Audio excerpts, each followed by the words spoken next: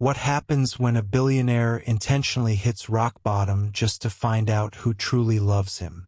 Stripped of the tailored suits and luxury cars, I spent a week begging for scraps to test the loyalty of everyone I knew.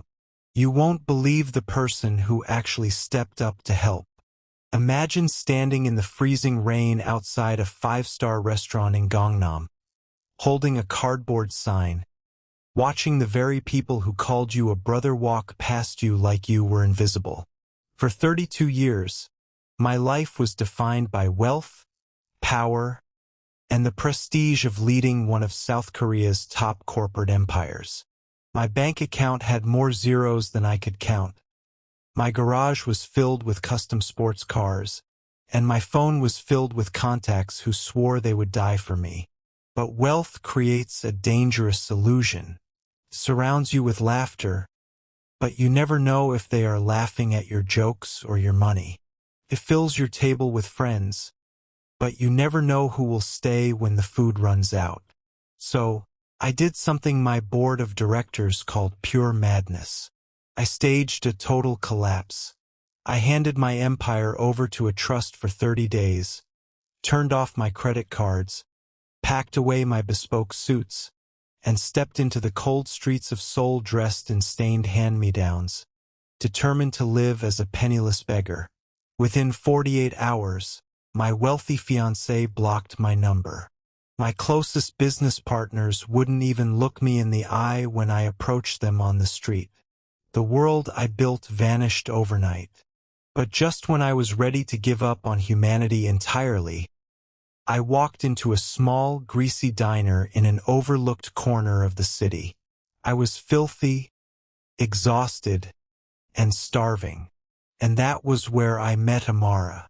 Before we dive into the heartbreaking moment Amara made a choice that changed both of our lives forever, hit that subscribe button right now and turn on all notifications. Welcome back to Soul Sauce, your home for the most powerful, emotional stories of love, loyalty, and redemption. If you believe true love doesn't care about money, smash the like button and leave a comment below saying, "Loyalty over everything." Let's see how many real ones we have in the community today. The transition from executive boardrooms to the greasy floor of a third-rate Seoul diner was not a subtle shift.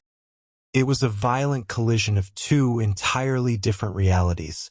My hands, which had spent decades holding Mont-Blanc pens, signing multi-million-dollar contracts, and steering executive strategy, were now raw, cracked, and caked in dirty dishwater. Hey, new guy, stop daydreaming and get those greasy plates washed. We have a line out the door. The bark came from Mr. Park, the short-tempered owner of Subway Haven Diner, a dingy 24-hour eatery nestled in a chaotic, neon-lit alleyway. In my previous life, a man like Mr. Park wouldn't have even been granted security clearance to enter my building lobby. Now he was standing over me, smelling faintly of cheap tobacco and burnt sesame oil, pointing a grease-covered spatula at my chest. "Yes, sir. Right away," I mumbled, lowering my head. Learning to bow my head did not come naturally. My name is Min-jun. A week ago, I was the executive director of Kong Enterprise, controlling a real estate portfolio worth billions. I owned high-rises in Uido and penthouses in Busan. But after my father passed away, leaving me as the sole heir, I realized every relationship in my life was infected by my net worth. Women loved the lifestyle I provided. Friends loved the access I granted. None of them saw me, so I crafted the ultimate loyalty test.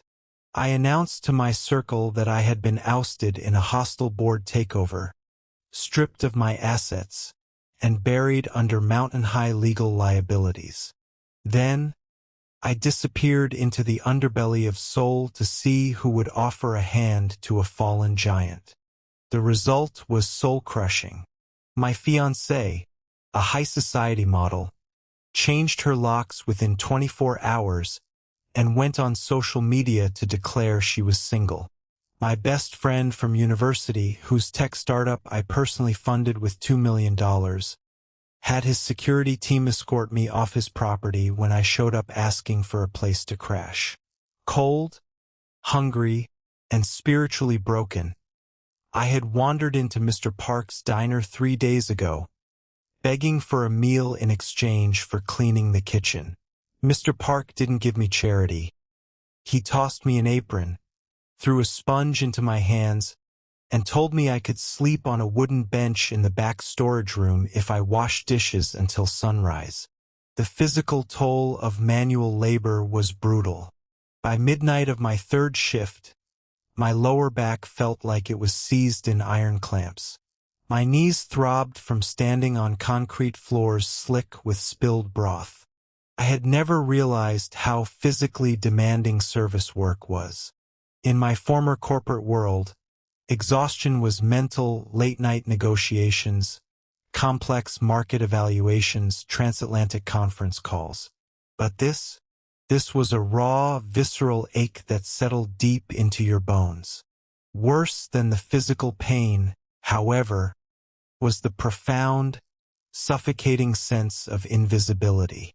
During the lunch peak, a group of young entry-level executives from my former corporate rival's firm walked into the diner.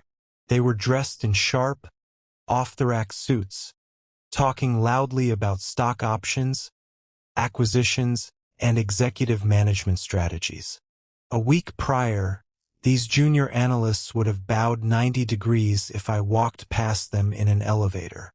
As I stepped out from the dishwashing station to wipe down their table, one of them knocked a glass of cold barley tea onto the floor. "Watch it, old man," the young executive snapped without even looking at my face. "Clean that up before it ruins my leather shoes." Honestly, why do they hire people who can't even mop properly? I froze. A sudden surge of pride and anger flared up in my throat. I wanted to stand straight, look him in the eye, and reveal that the watch on his wrist cost less than the cufflinks I wore to breakfast. I wanted to tell him that with one phone call, I could buy the firm he worked for and fire his entire management team before sunrise. "Leave it, Min-jun. I've got it." A gentle, melodic voice cut through the tension. A hand softly touched my forearm, pulling me back from the brink of a massive outburst. It was Amara. Amara was the night shift head waitress at the diner. She was an African woman from Nigeria who had moved to South Korea 4 years ago on a university scholarship, balancing a master's degree in international relations with double shifts at the diner to send money back home to her younger siblings. Unlike the rest of the world, Amara didn't treat me like trash or an inconvenience. From the moment I dragged myself into the kitchen looking like a ghost, she had watched over me with a quiet, observant kindness. Before I could react, Amara had already dropped to her knees with a clean rag, efficiently soaking up the spilled tea near the customer's feet. "I am so sorry for the inconvenience, sir," Amara said smoothly in near-flawless Korean, offering the rude customer a warm, polite smile. "Let me bring you a fresh glass of tea right away on the house." The executive scoffed, dismissively waving his hand. "Whatever. Just be quick about it." Amara stood up, collected the dirty glass, and guided me back toward the kitchen, out of earshot of the dining floor. The kitchen was hot, filled with the heavy steam of boiling bone broth, but Amara's presence brought an immediate wave of calm. "You shouldn't let them get to you," she said softly, squeezing my shoulder. "People who treat service workers like they are invisible only reveal how small they are on the inside. Don't let their bad manners break your spirit." I looked at her, truly looking at her. Her eyes were exhausted, purple smudges of sleep deprivation lined her lower eyelids. yet they sparkled with a deep, resilient warmth. Her braided hair was pinned up neatly under her visor, and her uniform, though faded from countless washes, was immaculate. "How do you do it, Amara?" I asked, my voice raspy. "How do you stay so polite to people who don't even see you as human?" Amara smiled, a gentle, genuine curve of her lips that made the gloomy kitchen instantly feel brighter. "Because my value isn't decided by how they see me, Min-jun. I know who I am. I am working for my family, my future, and my dignity. Money comes and goes, and status is just a mask people wear. When you strip all of that away, character is the only thing left." Her words hit me like a physical blow. Here was a woman working 18 hours a day, battling language barriers, casual prejudice, and financial hardship. Yet her soul remained uncorrupted, elegant, and entirely whole. Meanwhile, I had lived 32 years surrounded by luxury, yet my world was populated by emotional bankrupts. Hey everyone, if you are loving the dynamic between Min-jun and Amara, take 2 seconds right now to drop a like on this video. It really helps the YouTube algorithm show our stories to more amazing viewers like you. And don't forget to comment Soul Sauce down below so I know you're locked in. Now let's get back to the story. As the night wore on, the physical strain on my body reached a breaking point. Around 3 a.m., the diner finally emptied out. My hands were shaking so violently from low blood sugar and utter exhaustion that I dropped a large clay soup pot. It crashed onto the tiled floor, shattering into dozens of sharp pieces and scattering dark, greasy broth everywhere. Mr. Park burst out of his office like a madman. "You useless idiot!" Mr. Park roared, his face flushed red with rage. "That pot cost 50,000 won. You can't even handle basic dishes. Get out. Pack your garbage and get out of my diner. You're fired." "Mr. Park, please," I rasped, bowing my head in shame. "It was an accident.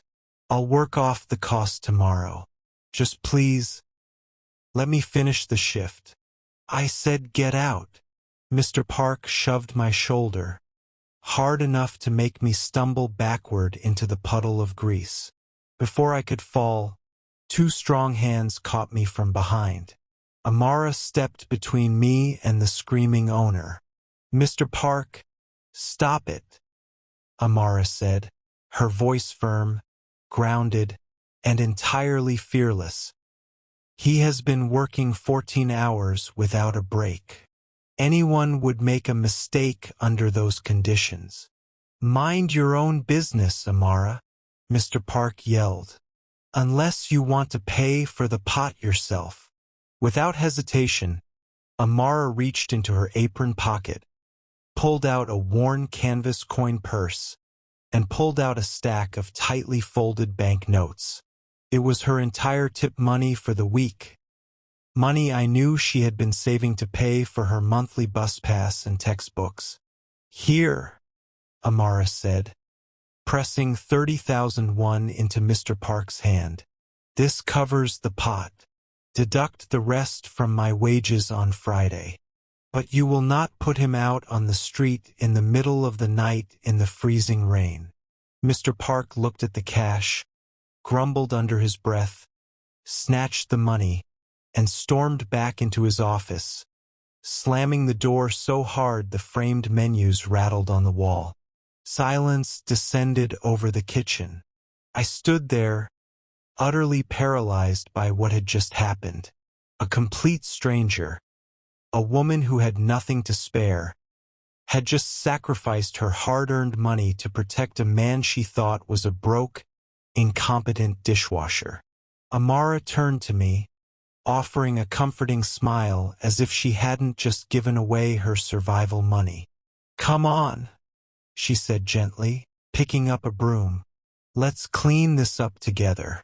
Then I'm taking you home for a warm meal. At that precise moment, sitting in the grease and dust of a back-alley diner, the billionaire who had lost faith in humanity felt his heart break wide open. What a moment! Guys, if Amara's kindness didn't bring a tear to your eye, I don't know what will. If you're enjoying this deep journey, make sure to subscribe to Soul Sauce right now. We post the most heart-wrenching, inspiring Afro-Korean love stories every week. And trust me, you don't want to miss what Min-jun does next. Amara lived in a tiny rooftop room, Oktop Bang, Octabang, located at the peak of a steep, winding neighborhood in Itaewon. To get there, we had to climb over 200 crumbling stone steps in the biting cold wind.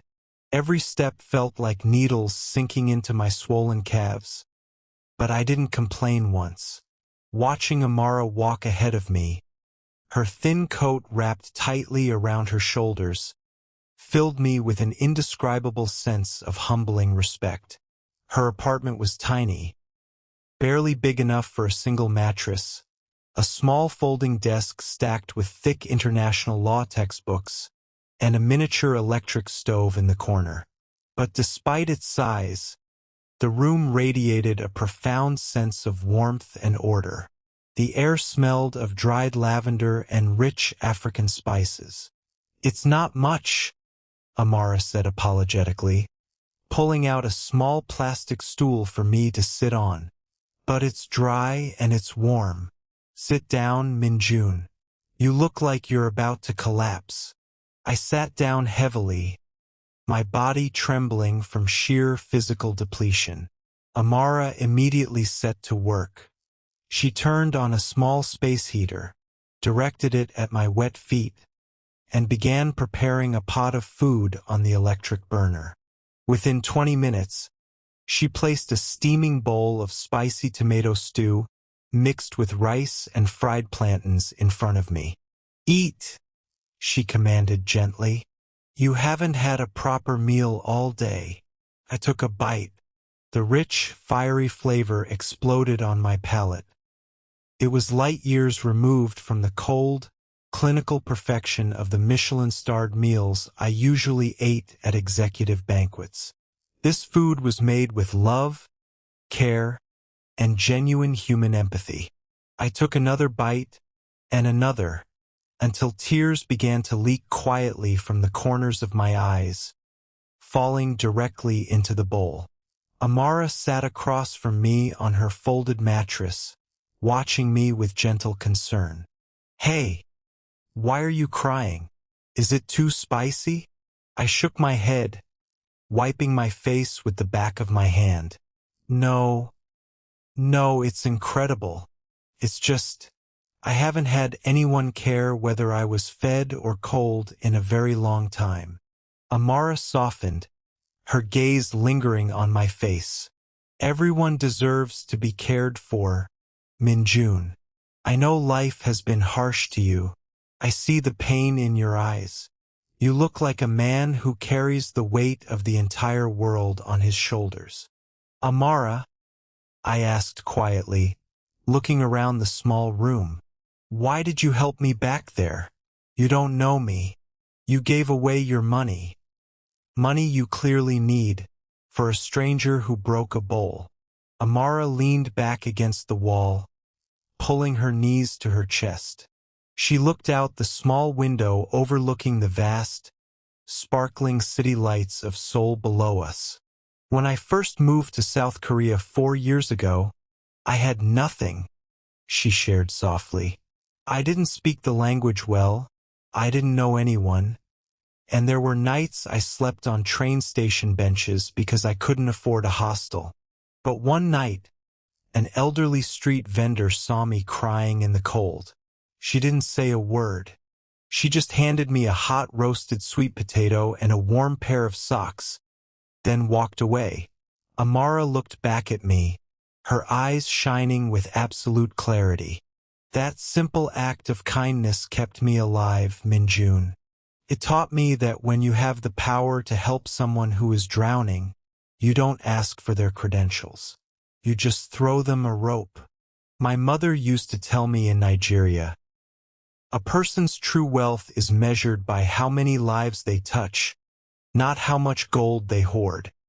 Her words shattered the last remnants of my cynical corporate worldview. I had spent my entire life chasing capital, market dominance, and prestige, believing that control was the only way to protect myself from the coldness of the world. Yet here, in a tiny rooftop apartment with peeling wallpaper, I was sitting across from the richest soul I had ever encountered. "What is your dream, Amara?" I asked softly. Amara chuckled, a soft, musical sound. "My dream? I want to finish my master's degree in human rights law. I want to build a non-profit organization here in Seoul to help immigrant women and foreign workers who get exploited by bad bosses. I want to build a shelter where they feel safe, respected, and heard." But she gestured vaguely around the small room with a self-deprecating smile. "That requires millions of one. Legal permits, building leases, staff salaries. It feels like a mountain I will never be able to climb. So for now, I wash dishes and serve soup."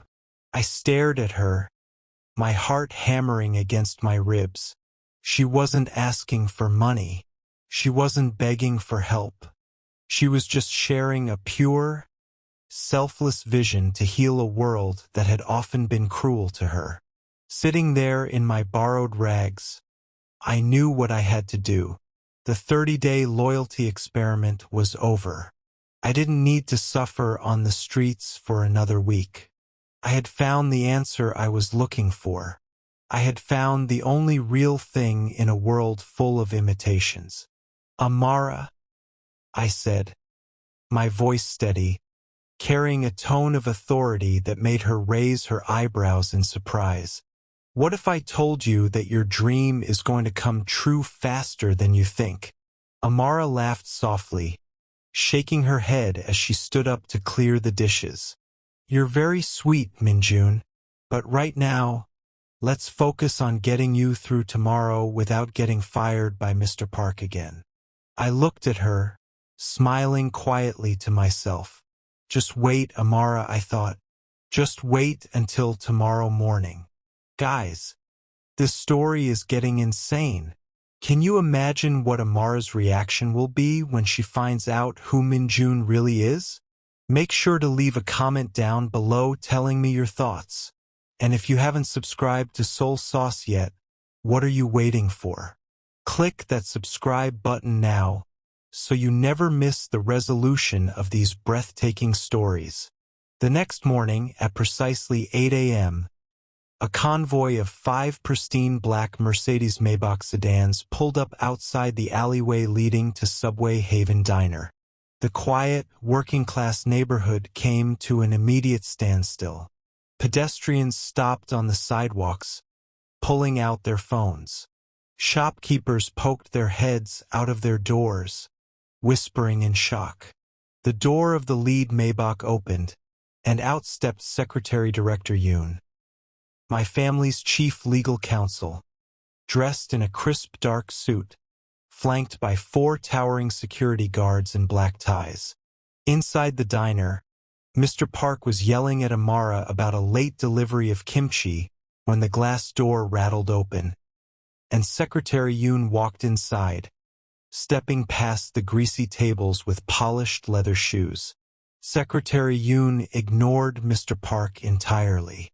He looked around the dingy diner until his eyes landed on me. I was standing near the kitchen entrance, wearing my stained apron, holding a dish rag. Secretary Yoon immediately snapped to attention, placed his hands at his side, and bowed deeply at 90 degrees. "Chairman Kong," Secretary Yoon announced in a crystal-clear, resonant voice that echoed off the grease-stained walls. "The board of directors has been convened. Your private accounts have been fully restored. The legal audit is complete, and your schedule is cleared for the rest of the quarter. The fleet is waiting outside, sir." Mr. Park's jaw dropped so low it looked as if it might unhinge. "Sage Chairman?" "Chairman Kong." Amara, who was holding a tray of clean glasses, froze completely. Her wide, beautiful eyes darted from Secretary Yoon to the private security guards outside, and finally back to me. "Min-jun," she whispered, her voice trembling with confusion. What is happening?" I untied the grease-stained apron, folded it neatly, and placed it on the counter. Then I walked slowly over to Amara. The weary, broken demeanor I had carried for the past week vanished, replaced by the effortless posture of a man who commanded billions. "I owe you an explanation, Amara," I said softly, taking the heavy tray out of her trembling hands and setting it on a nearby table. "My full name is Min-jun Kong. I am the sole owner and chairman of Kong Enterprise." Amara took a step back, her hands covering her mouth in sheer disbelief. You own Kong Enterprise? The real estate conglomerate? But you were sleeping on a storage room floor. You were begging for soup. I was testing the world," I explained gently, looking deep into her eyes. "I wanted to see if anyone in this city cared about a man when he had no money, no power, and no status. Everyone I knew, my friends, my colleagues, my fiancé, failed that test. Every single one of them turned their backs on me." I reached out and took her hand in mine. Her fingers were cold, shaking softly. "Except you, Amara," I continued, my voice filling with emotion. "You didn't know who I was.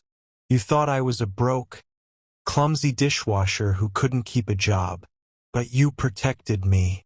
You gave me your last savings to pay for a broken pot. You fed me in your home, and you shared your heart with me." Mr. Park suddenly scrambled forward, trembling violently, dropping to his knees on the diner floor. "Chairman Kong, please, forgive me. I didn't know. I swear I didn't know who you were. Please don't ruin my business. I'll pay back the 30,001 right now." I turned my eyes toward Mr. Park, my expression hardening into cold steel. "Secretary Yoon," I commanded coldly. "Yes, Chairman? Buy this building immediately. Offer the landlord double the market value. Once the title is transferred, terminate Mr. Park's lease with immediate effect, and ensure he is banned from operating a business under our corporate jurisdiction." "It will be done by noon, sir," Yoon replied smoothly. Mr. Park began to plead and cry, but two security guards stepped forward, quietly escorting him out of the building. I turned back to Amara, whose face was a mix of shock, awe, and overwhelming confusion. "Amara," I said gently, stepping closer. "Yesterday, you told me about your dream. You told me you wanted to build a foundation for foreign workers and immigrant women in Seoul, but you lacked the funds." I signaled to Secretary Yoon, who immediately stepped forward and handed me a leather-bound folder. I opened it and held it out to Amara. Inside was a legal deed for a 6-story commercial building in the heart of Gangnam, accompanied by an initial grant document from the Kong Foundation totaling $5 million. "This building is now registered under your name," I said softly. "The funds are fully allocated to build the shelter, legal aid center, and educational facility you envisioned. You are now the founder and executive director of the Amara Global Foundation." Amara looked at the document, then looked up at me, tears streaming freely down her radiant dark skin. "Min-jun, this is millions of dollars. I can't accept this. This is too much. It is nothing compared to what you gave me, Amara, I whispered, gently reaching up to wipe a tear from her cheek. You gave me back my faith in humanity. You showed me what true loyalty, character, and love look like. You stayed with me when I was at the absolute bottom. Now, let me spend the rest of my life spoiling the only woman who ever saw the real me. Are you guys crying yet? Because I definitely am. What an incredible turnaround. If you love seeing bad people get what they deserve and good people get rewarded, leave a huge like on this video right now. And make sure you are subscribed to Soul Sauce so you can see the epic conclusion in Chapter 4. 3 months later, the grand opening of the Amara Global Foundation took place in Gangnam. The street was lined with reporters, news cameras, high-profile international diplomats, and city officials. The former 6-story commercial building had been completely transformed into a state-of-the-art facility featuring legal consultation rooms, language classrooms, temporary housing suites, and a community dining hall. Amara stood at the top of the grand entrance steps, wearing a breathtaking custom-designed dress that combined traditional Nigerian Ankara patterns with modern Korean silk aesthetics. She looked like royalty, confident, radiant, and powerful. By her side stood me, dressed in a sharp tailor-made suit, holding her hand firmly in front of the flashing cameras. During the press conference, a high society reporter from a prominent news network stepped forward, holding a microphone. "Chairman Kong," the reporter called out. "3 months ago, the business world was shocked by your sudden disappearance and your subsequent announcement regarding Miss Amara. Many in high society are wondering, why would a man of your status choose to partner with and fund an unknown foreign student?" The room went completely quiet. The high society elites in attendance leaned in, expecting a cold, strategic corporate answer. I took the microphone, looked down at the reporter, and then turned my eyes to Amara. "Status is an illusion," I said, my voice echoing clearly through the speaker system. "In my life, I have been surrounded by people who wore diamond rings and $3,000 suits, but whose hearts were completely bankrupt. When I acted as though I had lost everything, those wealthy, high-status people abandoned me in an instant." I squeezed Amara's hand, stepping closer to her. Miss Amara didn't judge me by my bank account, my watch, or my suit.